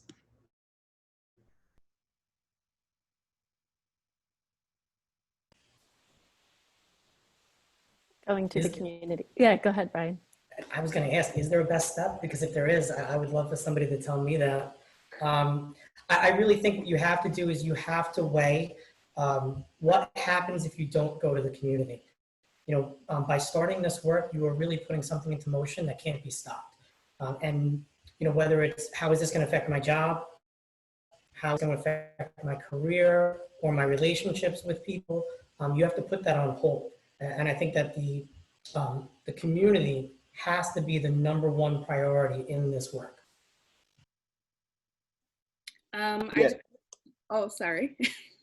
I just want to follow that up by saying, I'm not sure if this is the first step, but something that we have learned even as being 5 different partners in one community where we all had different ways of doing something or different audiences we were catering to, even though we're all in Brownsville. I think that one of the things that we had to do was to, prioritize the community. And so that meant shifting times of meetings. That meant shifting locations. That meant thinking in ways that weren't just centering us, our organizational needs, our capacity. Sometimes it meant working harder. It meant working overtime. It meant thinking about, like I said earlier, who wasn't in the room. So I don't know if it's the first step, but it's definitely whatever you do first, the next thing should be like, what am I missing? Who am I missing? And how do I get there and access them in order to bring these alleged solutions that I'm creating to them? How can that happen without those people being in the room?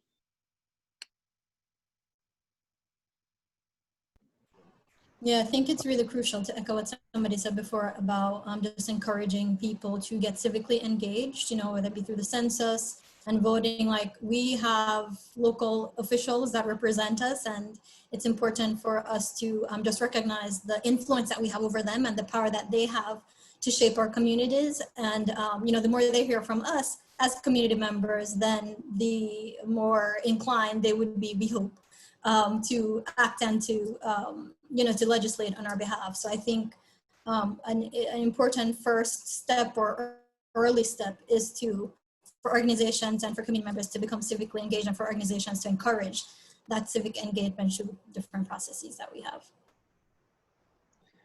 Roman, we're almost out of time, but I do want to add something. And thank you to my co-panelists. And I think, you know, just to build off of those points, right now, a lot of these questions and our responses feel, you know, a little lackluster due to COVID.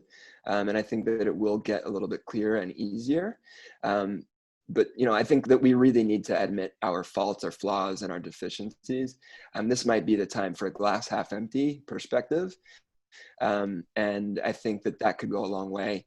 If we open more our communication, our information, we reveal how it is we operate, we put as much as we can on our websites to make the information public on who we're communicating with, who we're providing access to jobs for, etc.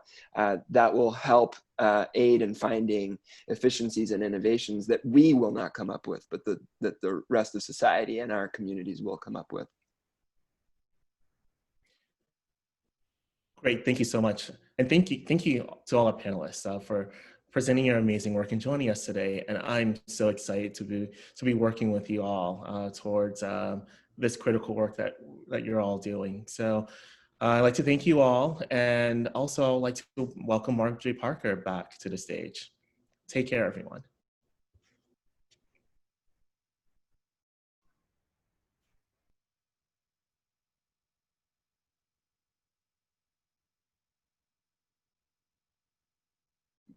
Thank you, Roman, and thank you everyone who stayed with us. I hope that, you know, what you've heard today have really inspired you to want to do more, want to go back to your communities and said, we don't have a collaborative. We need to figure out how we build the infrastructure that will help us respond together to better solutions. It is my pleasure this morning or this afternoon to welcome a friend of mine, an innovative leader in the Bronx, Michael Pardis.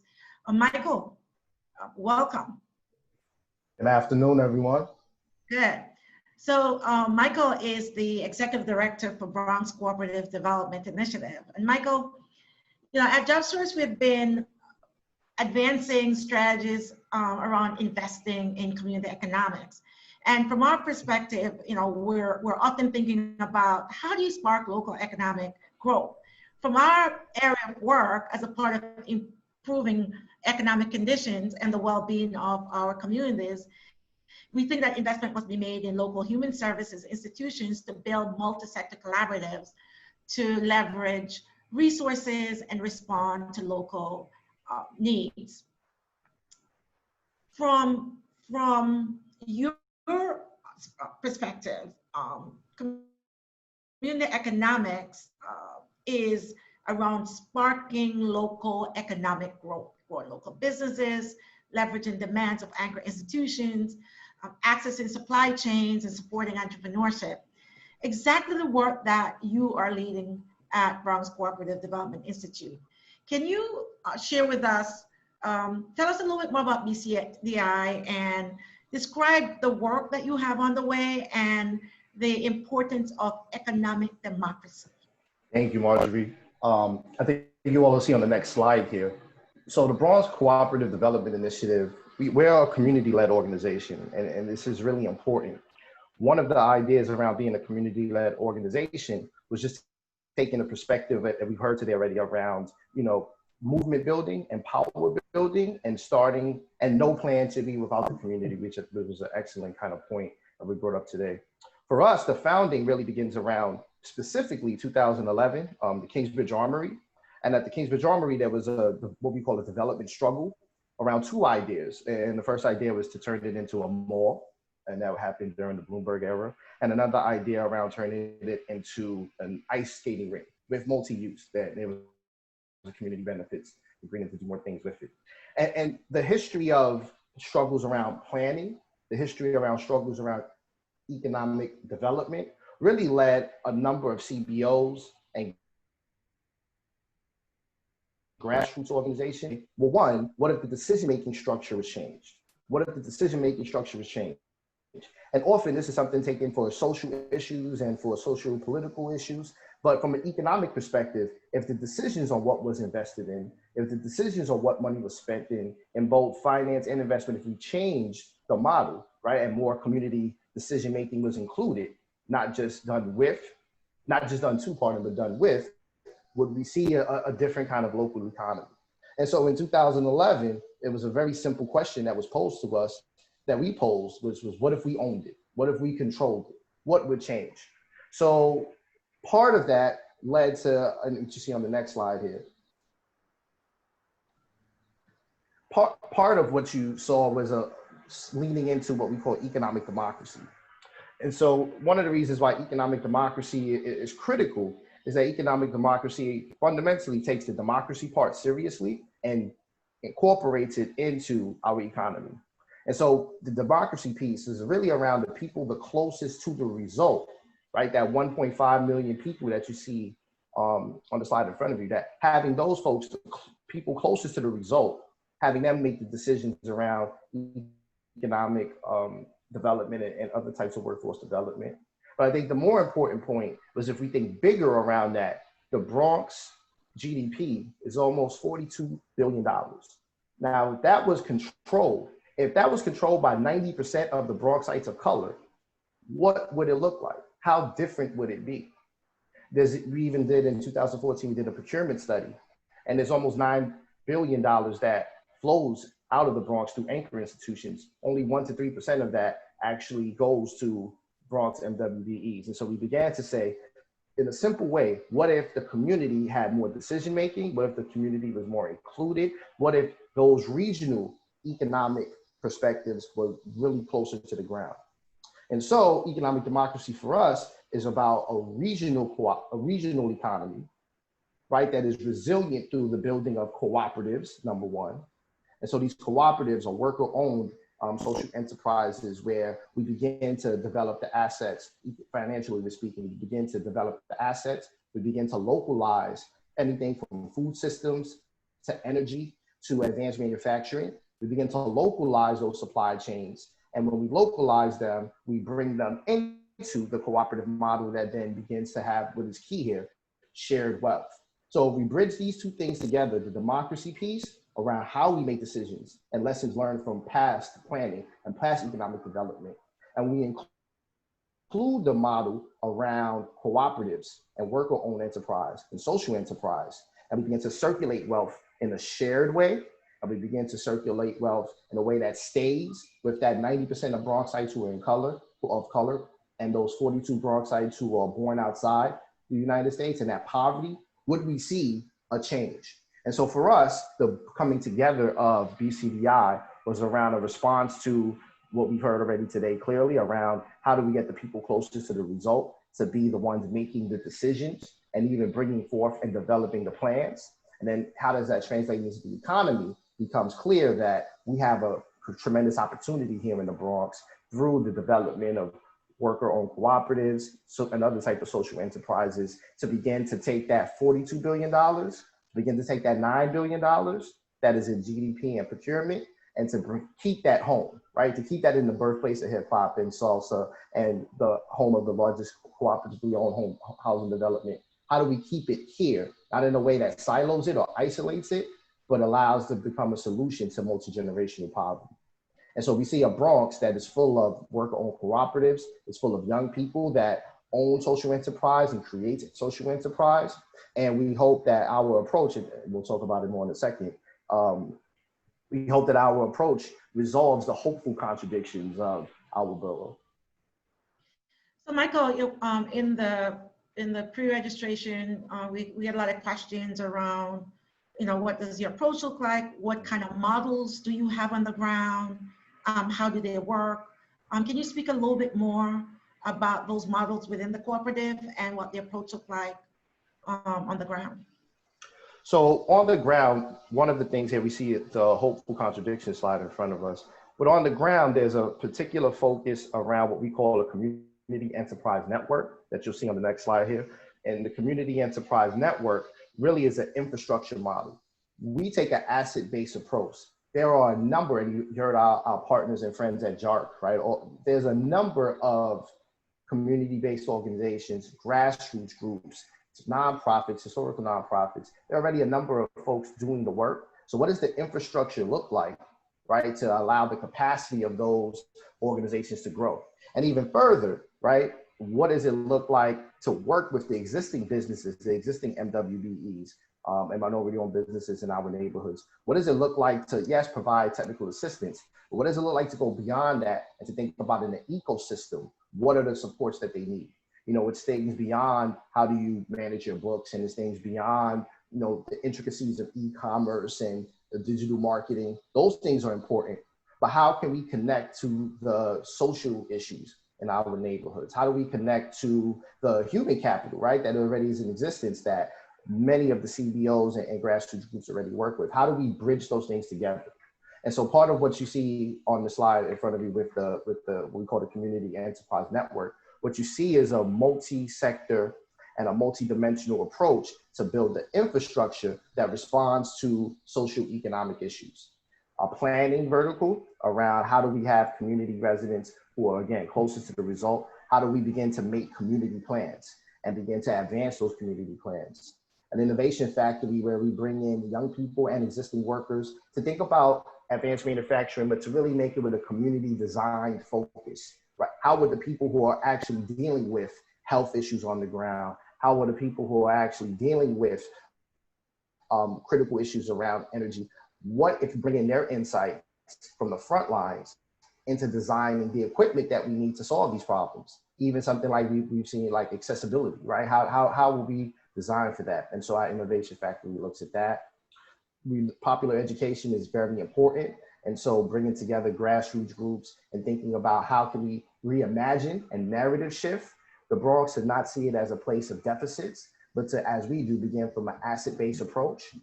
And then lastly, you see here the Bronx Exchange, which is a strategy to redirect local procurement and really focus on small and medium-sized businesses owned by Bronx residents who are people of color.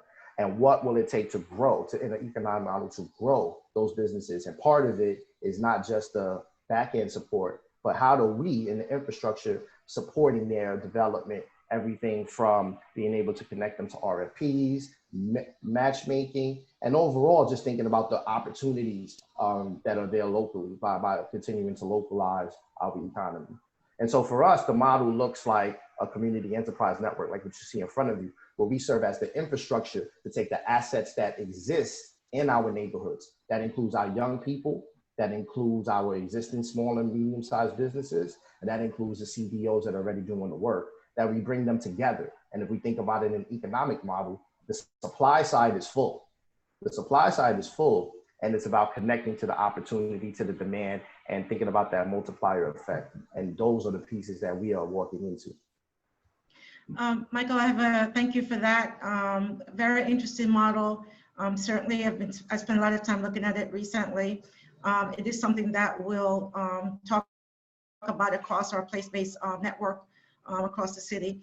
We have a question here that this locally focused solution, how important is it to reducing generational poverty in the Bronx and increasing economic mobility for young adults and their families?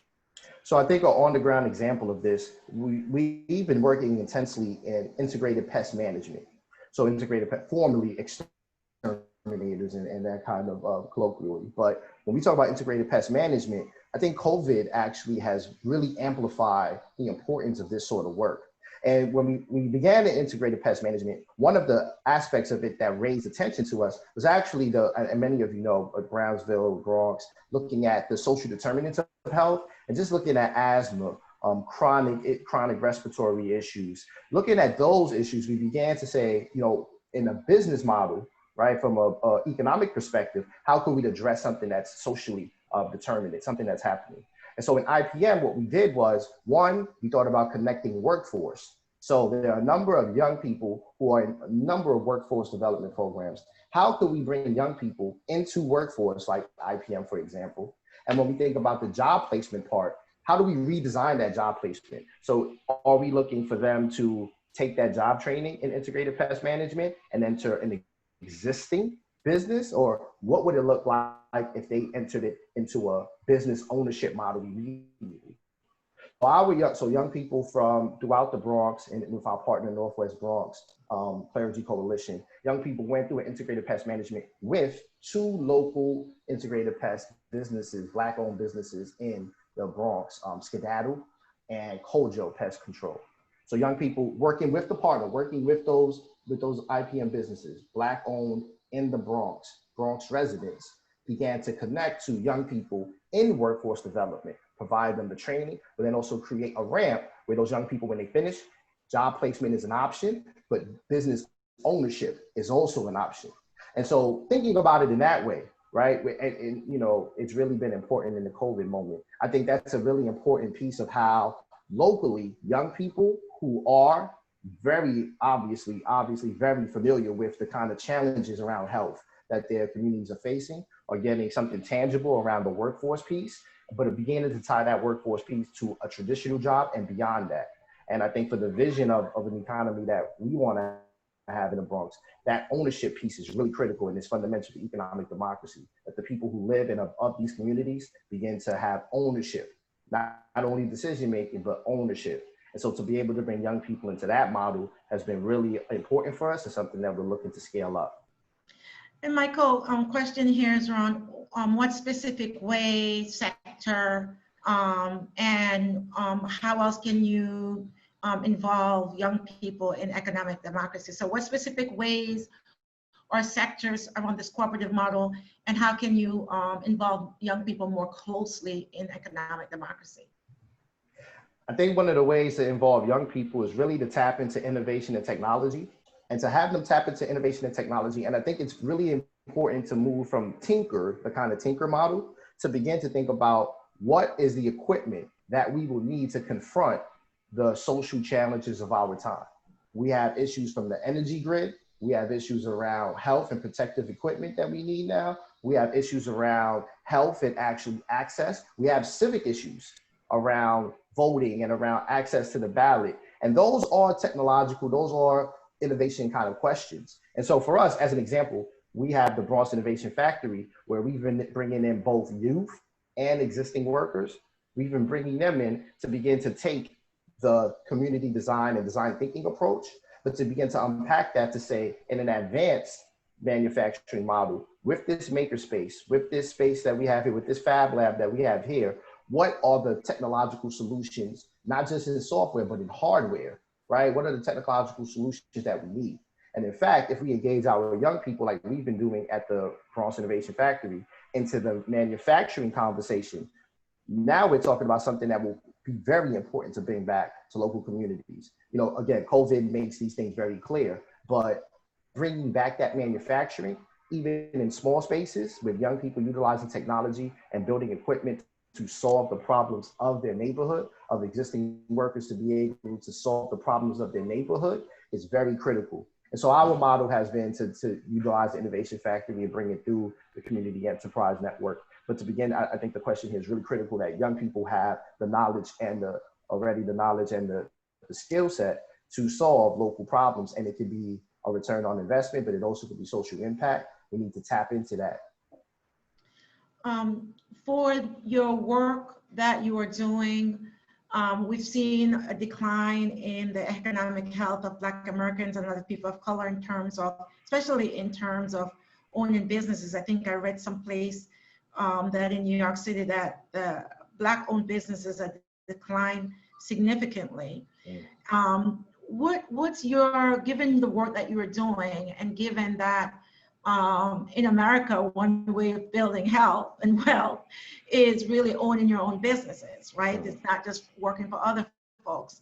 You know, what are you thinking, and what would you be saying to other communities as they look at the communities and see empty storefronts and businesses closing and lack of economic activity? What would you be telling them to do now?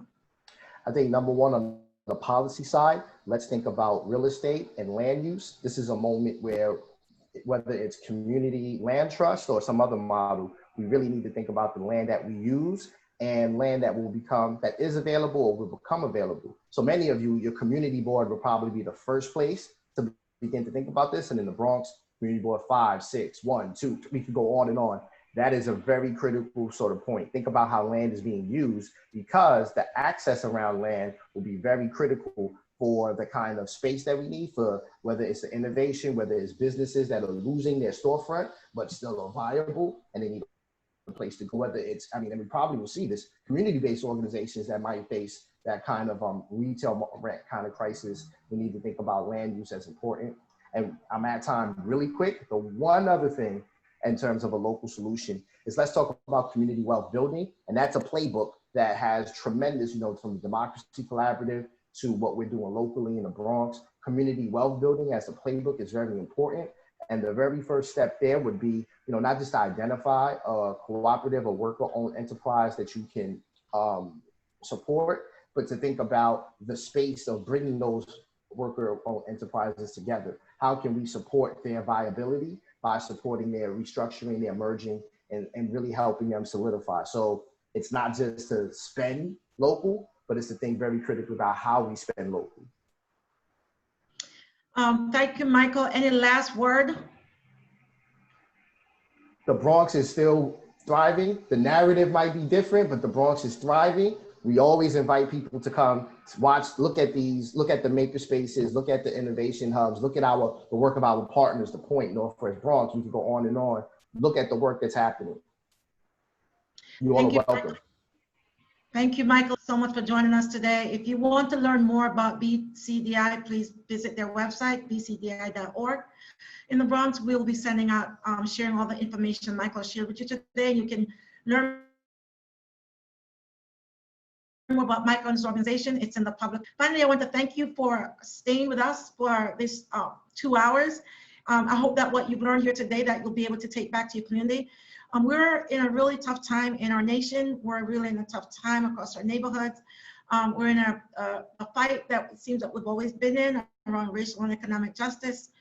Recently, Jobs First issued a public call around, the need to invest more in economic justice, invest in economic security of young adults, invest in the financial security of the workers that are in the communities, their families, and invest in the community economics, some of which you heard Michael talk about today. We also, in some of our work moving ahead, we're going to focus some more in 2 areas that have come up a lot in our work. Brittany talked about in Brownsville that some of the organizations we work with focus on justice-related issues. Jobs First, over the next years, we're going to focus on the investment in community health and wellness, and also the investment in community safety and security. These are 2 key topics that have come up in all of our collaborative discussions over the year. We're the expert around workforce development. We're pretty good around building collaboratives, but we know and work with other partners who are experts and pretty good around building and working with local communities and finding solutions around wealth and health and wellness, and also around community safety. So thank you for staying with us. Thank you for following our work. Please visit our website. We'll be sending all of this information out to you. You can find us on Twitter and LinkedIn. Go tweet at us your comments.